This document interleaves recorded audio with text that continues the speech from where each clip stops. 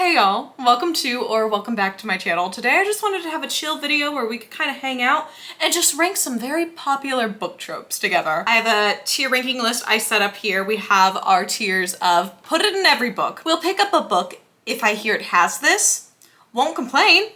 Maybe not. I will DNF a book because of this. So that's how we're ranking. I have about 20-ish ones in here. I have two of the same one. One is misspelled. We're gonna ignore the travel that's misspelled, okay? Thank you. But we do have about 20 popular book tropes to rank, so let's get right into it. All right, let's start with a classic. I feel like nobody really dislikes this trope. It's a good enemies to lovers. Now, I love this trope, especially when it's done well, and it's not done well all the time now.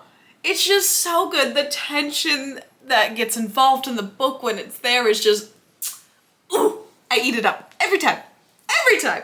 But I also don't need it to be in a book to love it. I wouldn't want it in every book because I think there can be really sweet ways to do without it. So I'm gonna put it in. We'll pick up a book if I hear it has this in it, because I absolutely will. There's so many books I've picked up because I've been told they're enemies to lovers. I will never complain about it. Okay. This trope is more of a trope that's found in mystery novels, or especially YA mystery novels, I feel like. The amateur sleuth, or just any mystery novel really. But the amateur sleuth is just the one that out of nowhere decides they're this amazing detective and can do way better than any police force, detective unit, anything like that, and they just come in and solve the murder. And every time I read a mystery book, even though I love them, it slightly bugs me because it's just a little unrealistic, honestly. I'm in between putting it in won't complain / maybe not, but I feel like you need it. So it's not like I'm gonna complain about it, but I don't love it, okay? So I'll put it in won't complain. All right, next up we have the chosen one. This is most fantasy books. There's like this chosen character that is the only one that can complete this world-saving task, basically. And they have to be there. I don't know how I feel about this trope because like, it's fine. It's just like, it's in every fairy tale book ever, but there's nothing really special about it. So I think I'm just gonna put it in won't complain. That feels kind of weird, but I'm not gonna pick up a book because I hear there's a chosen one in it, you know? All right. Next we have the one bed trope. Now you combine this one bed trope with enemies to lovers.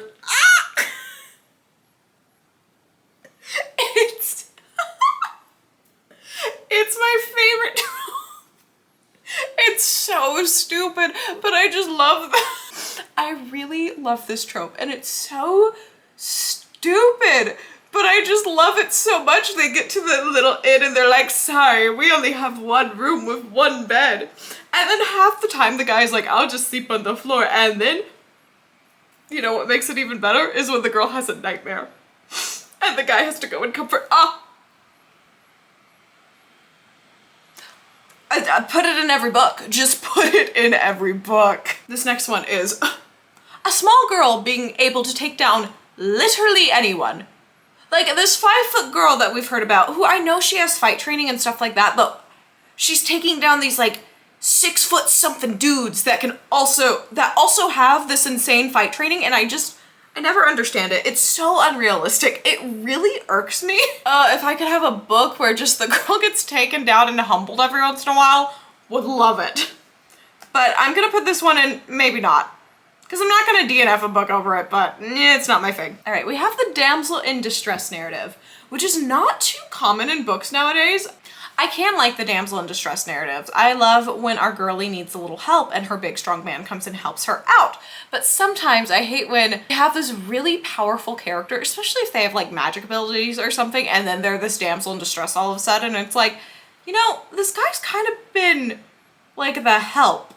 He hasn't really been the leader of this group. How is she in distress all of a sudden? Well, put it in maybe not. DNF, maybe not? No, I'm not gonna. All right, we've got the miscommunication trope. So many romance books loved in the third act to have this big giant miscommunication that either leads to them not talking for a couple days, or breaking it off for a little bit, or just a big fight that could absolutely be avoided if they would have just talked it out at all. Just any communication would be better than the miscommunication trope. I will DNF a book over this, and I am not ashamed of that. It drives me insane. I cannot stand it. This next one is the self-sacrifice trope, aka sacrificing yourself to save the rest of your crew, anything like that. This trope can get me so emotional when it's done right. It breaks my heart so much. There's so many good characters that have gone down to be the self-sacrifice, and I won't complain about it. It makes me sad though, but it gets those right emotions, and it really puts the gravity on the story sometimes, and I really do like it. All right, this next one is a popular little romance trope, fake relationships. It's such a silly little trope, but it does make me giggle. I do like it. It's very cute because normally they start out, it's just like somebody needs to be in a relationship for some appearance or to impress somebody or blah, blah, blah. Whatever the reason they need to be in a fake relationship, it always ends up with them being in an actual relationship, and it's just a really cute little process to see them slowly fall in love as they're like going on these dates for appearances and stuff like that. I think it's really cute. I would put it in. I will pick up a book if I hear it has this in it. Absolutely. We've got the forced proximity trope. Some reason our characters have to be in the same area constantly. Don't know why, but they do. There's some books where they're literally chained together. Dance of Thieves and a couple others. But there's also just ones where they have to work in the same environment, or they're journeying to the same place, so they have to be in this group together, and it kind of goes along with our enemies to lovers every once in a while, and I really do enjoy it. I think I would pick up a book if I hear it has this in it, honestly. Next we have our friends to lovers. There's nothing wrong with a cute little friends to lovers. I'm not gonna run and go pick up a book because I hear that there's a friends to lovers story, but it is really sweet, really heartwarming, really wholesome most of the time. So I'm just gonna put this right in. I won't complain about it. Time travel in books. Now, if you've watched this channel, you know I love the 7-Year Slip, and I love how they do the time travel in that book. And I think time travel is always a really interesting thing to play with, and I really do enjoy it. And I don't know of too many books that have it in there.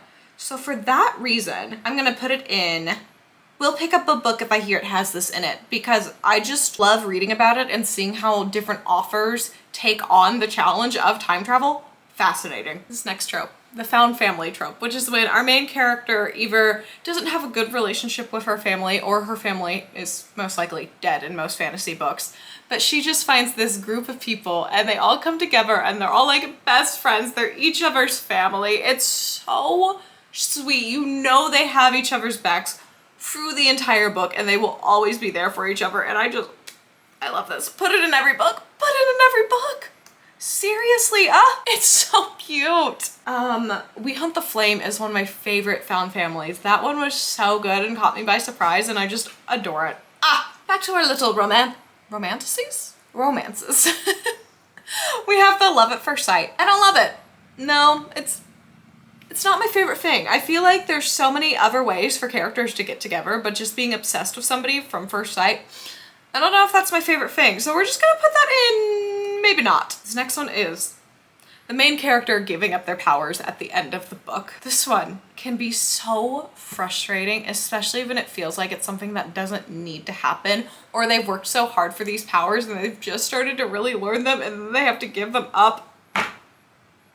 I don't like it. I want them to keep their cool powers, okay? I do. I'm not gonna DNF a book because normally I'm at the end of the book, but it's gonna leave a sour taste in my mouth. No, we're putting it in I will DNF the book because maybe not, just isn't the right level of how much I dislike that trope. I don't like it. Stop making them give up their powers. Let them have their cool powers, please. Love triangles. Now see, I feel like love triangles happen a lot in YA books, and they can drive me a little bit insane. I love the Hunger Games with the love triangle in there. Cannot stand Gale at all. I feel like there's just always somebody in the love triangle I can't stand. And a few books I've read recently, the one I can't stand keeps being the one she ends up with, and I'm over it, okay? So let's just go, maybe not.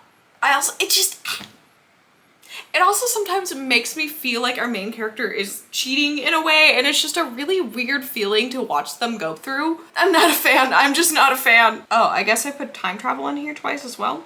Don't need that. Oh, that's the one I spelled wrong. Okay, this next trope. I have to leave you to protect you. There are some books where this is so stupid. If we're talking like a normal romance where the guy's like, I have to leave you to protect your feelings, stupid, don't like it. If we're talking like a high stakes fantasy where the guy has to go on this adventure by himself to make sure they don't get to girlfriend, wife, whoever, I don't hate it.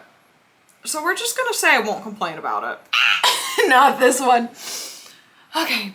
This is a past lover showing up. This normally happens, again, in the third act of romance books. You'll just have a past lover that shows up and it either causes this big fight or breakup or something between our main characters before we're about to get our happy ending, and it's just so frustrating. I have not read a book where I like it in there, so let's right into the maybe not, right into the maybe not, seriously. I feel like this isn't every book, but the tragic backstory.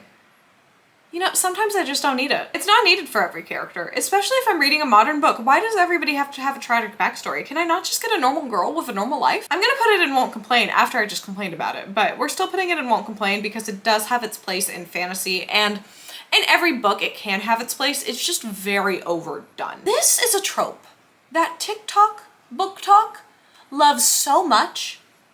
It's the grumpy sunshine trope, and I just really couldn't care less about it. I did really like it in Powerful, and it can be done right, but I don't think about it really. It's not something I'm going to go search for, but I won't complain about it. All right, our last one here. Oh, this is a controversial one. Is the surprise pregnancy. Either unexpected or surprise, or just, it normally shows up at the end of a series or in the middle of a second book, something like that. And it's just this surprise pregnancy. It can be really frustrating when it's our female main character because all of a sudden it's like, what? We were doing all these fun things and now you're pregnant? Excuse me? I've seen it done right in some books, and I've really liked it in some books. There's one series in particular I'm thinking of where I've really enjoyed it. But in most books, I'm just gonna put it in maybe not. Maybe not. I think this is our final rankings though. We've discovered that I like the one bed trope and found family a whole lot. I'm happy with that. I'm pretty okay with that actually. But I think that's really all I had for this video, was just to hang out, chit chat with y'all about some tropes. Let me know your thoughts in the comments below, and then please like, subscribe, all those fun YouTube things. And I will see y'all on this upcoming Saturday for another video this week. Bye y'all. Bye y'all. Bye y'all.